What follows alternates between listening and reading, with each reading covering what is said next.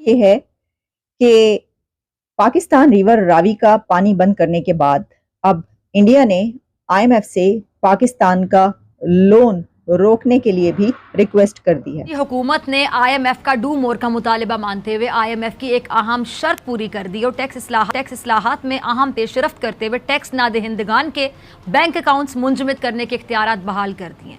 FBR की जानिब से नोटिफिकेशन जारी किया गया जिसके मुताबिक एक तो सुपर ट्यूसडे था और हमने देखा कि ट्रंप साहब जो हैं वो निकी हेली को बहुत पीछे छोड़ गए हैं और एक तो ये बताएं कि ट्रंप के जो कि बड़े पॉपुलर हैं, अमेरिकी सुप्रीम कोर्ट ने भी बल्कि ये कहा है कि ये अवाम की अदालत फैसला करेगी कि उनको रखना ही या निकालना है।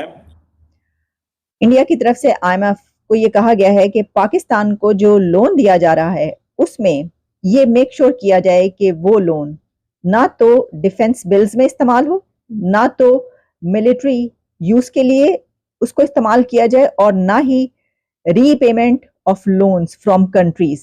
अच्छा, कोई 2-3 माह पहले तो एक मीटिंग थी जहां हम तीनों ही बैठे हुए थे, तो मुझे कहने लगे बताएं ना फिर कोई अच्छा प्रपोजल। ये मैंने कहा जी एक सीधी सी बात है, आप वो क्यों नहीं करते, आज तक किसी ने किया नहीं, मुझे समझ नहीं आती, सबको पता है कि इसके बड़े अच्छे फ़ायदे हैं, करते क्यों नहीं, क्या क्या क्या।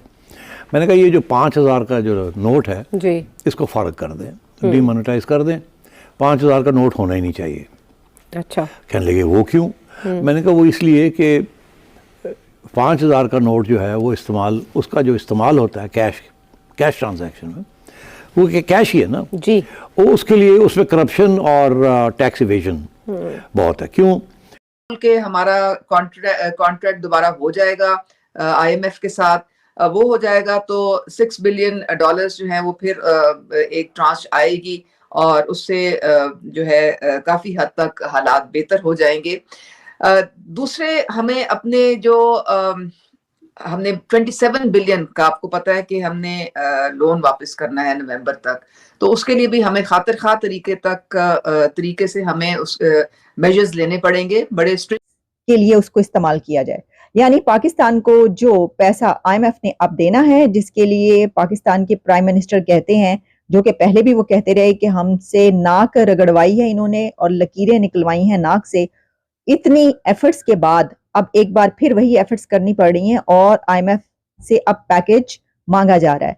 तो आईएमएफ ने पाकिस्तान को जो पैसा देना है उसके लिए इंडिया ने कुछ शराइत रख दी हैं, आईएमएफ के सामने कंडीशंस रखती हैं और इंडिया ने आईएमएफ को ये कहा है कि अगर आप पाकिस्तान को लोन देते हैं तो उसके लिए आपको ये देखना पड़ेगा कि वो लोन, वो पैसा पाकिस्तान ना तो अपनी आर्म्ड फोर्सेस के लिए इस्तेमाल करे और ना ही उसको दूसरे कंट्रीज की जो लोन रीपेमेंट है उसके लिए इस्तेमाल किया जाए।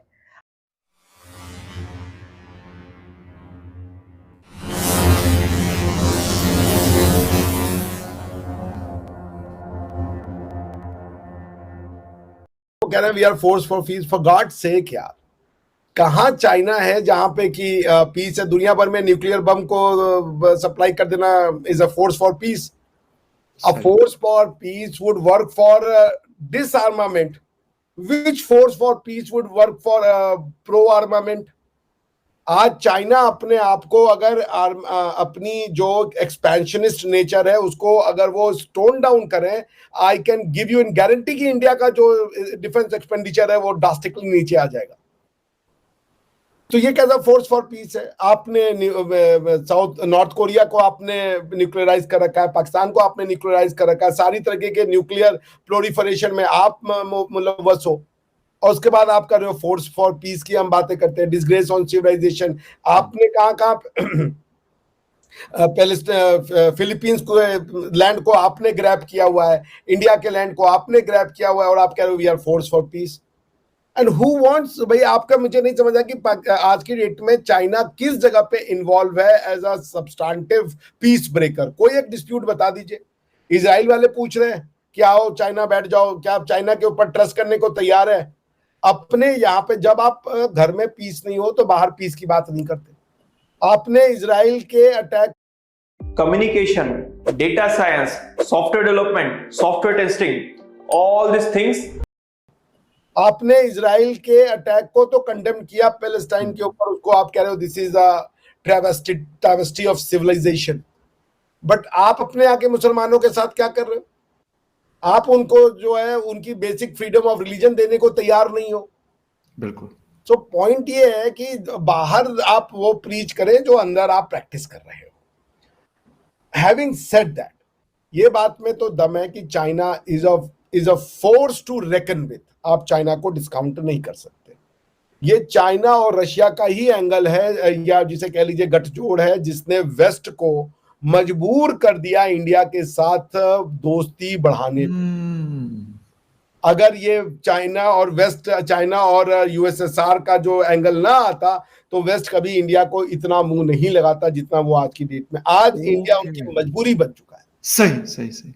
क्योंकि उस वजन को जो चाइना और रशिया का वजन क्रिएट करता है तराजू में, उसको बैलेंस करने के लिए जब तक इंडिया का बटखरा आप नहीं रखेंगे दूसरी तरफ, आप इस इक्वेशन को बैलेंस कर ही नहीं सकते।